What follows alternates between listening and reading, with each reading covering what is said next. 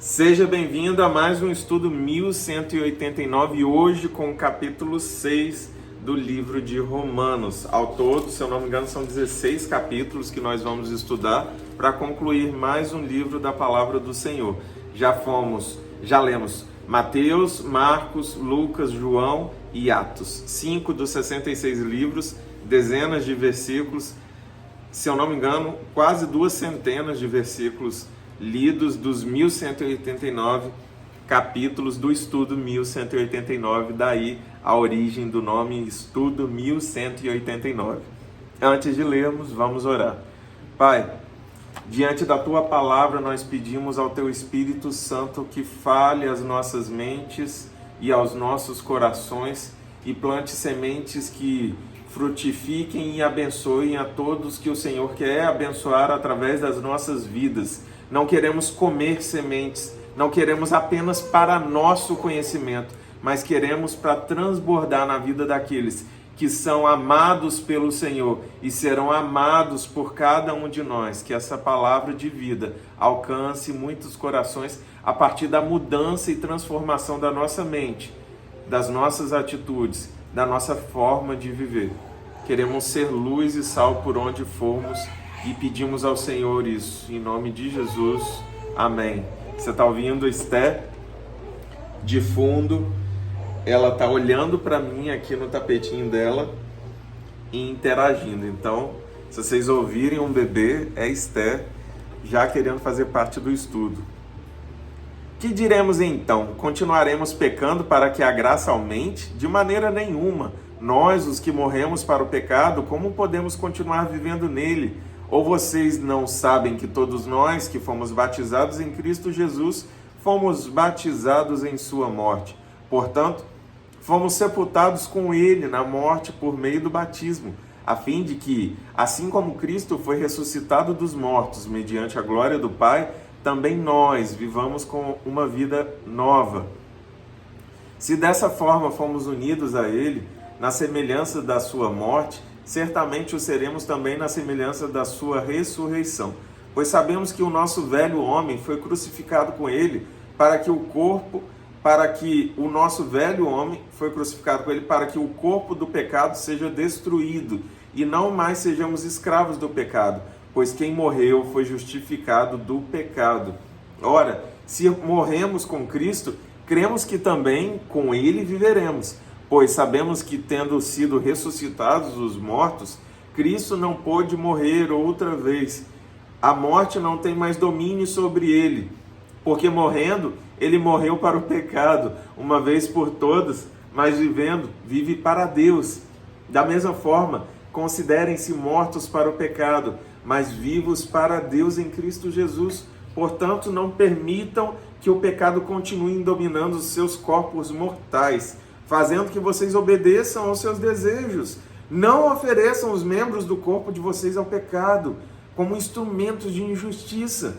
Antes, ofereçam-se a Deus como quem voltou da morte para a vida, e ofereçam os membros do corpo de vocês a Ele, como instrumentos de justiça, pois o pecado não os dominará, porque vocês não estão debaixo da lei, mas debaixo da graça. E aqui é mais uma passagem muito linda que Paulo discorre nessa carta aos Romanos, que nós morremos para o pecado, assim como Jesus morreu, mas o pecado não conseguiu deter Jesus, porque ele morreu sem o pecado. Então a morte não tinha domínio, porque o fruto do pecado é a morte. Então, se não havia pecado em Jesus, como a morte poderia exigir o fim de Jesus? Por isso que nós acessamos a vida eterna através do ato de justificação realizado por Jesus na cruz e que nos alcançou. Então, aquilo que esse trecho deixa claro é que nós fomos alcançados e estamos mortos para o pecado. Logo, a nossa vida não pode servir para que o pecado reine em nós. O Senhor deve reinar em nós. E todas as vezes que nossos corpos se deixam inflamar pelos desejos e emoções que nos levam para longe do Senhor, o pecado está reinando em nós.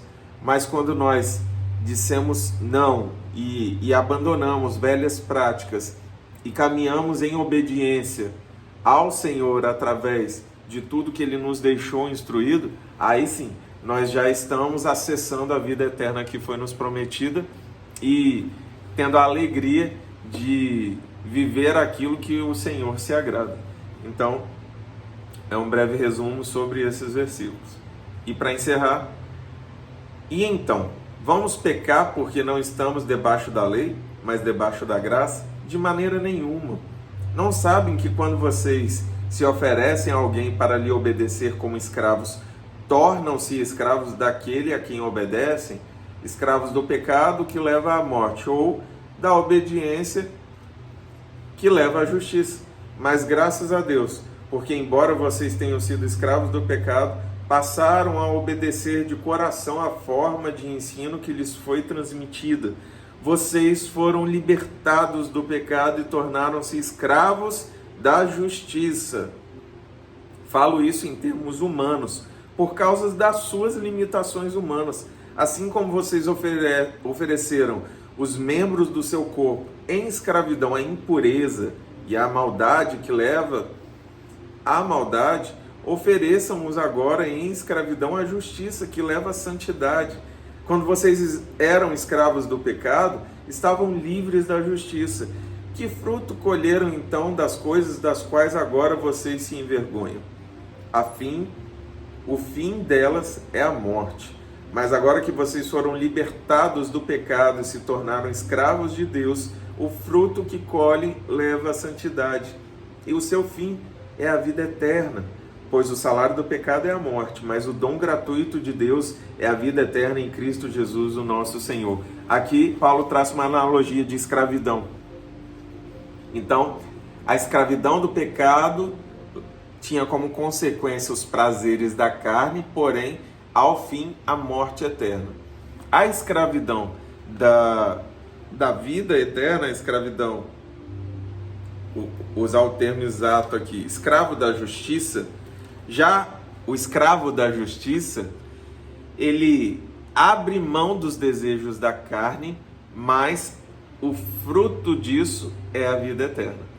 Então você pode ter, por um curto prazo de tempo, alegrias passageiras que não vão produzir uma alegria constante, mas emoções pontuais que vão te levar a cada vez mais emoções pontuais. Ontem eu ouvi o testemunho de um jovem que ele ia para as baladas e se entregava às mulheres e à bebida e a drogas, e ele disse que não tinha limite. Na outra oportunidade ele queria mais e mais e mais e mais, até que ele acabou com tudo que ele tinha, porque o pecado, ele gera isso: morte, destruição, falência. Porém, agora, vivendo uma vida de justiça, ele abre mão desses prazeres pontuais para gozar da alegria eterna através da obediência. Então, encontre esse limiar de alegria no ato que vai atrair a presença do Senhor para a sua vida. Seja escravo da justiça. Se permita ser moldado pelo evangelho da cruz. Permita que a palavra entre na sua mente e cause verdadeira transformação. Encontre alegria em obedecer, porque dessa forma você vai viver uma vida da qual vai colher bons frutos e ainda vai ganhar de bônus a vida eterna. Que você possa compreender a verdadeira alegria que é estar debaixo daquilo que o Senhor te ordenou. Porque a vida que faz sentido só se conecta através do propósito. E o propósito está conectado diretamente com o Senhor. Não existe propósito, não existe uma vida com propósito sem o Deus do propósito. Que o Senhor alcance o seu coração neste momento, aonde você estiver, e que você permita ser moldado pelo Evangelho da cruz, a fim de que o Deus do propósito te entregue o seu propósito e gere em você alegria em servir, em obedecer, em ser escravo da justiça. O que eu desejo para você, para sua casa, é que Deus te abençoe em nome de Jesus.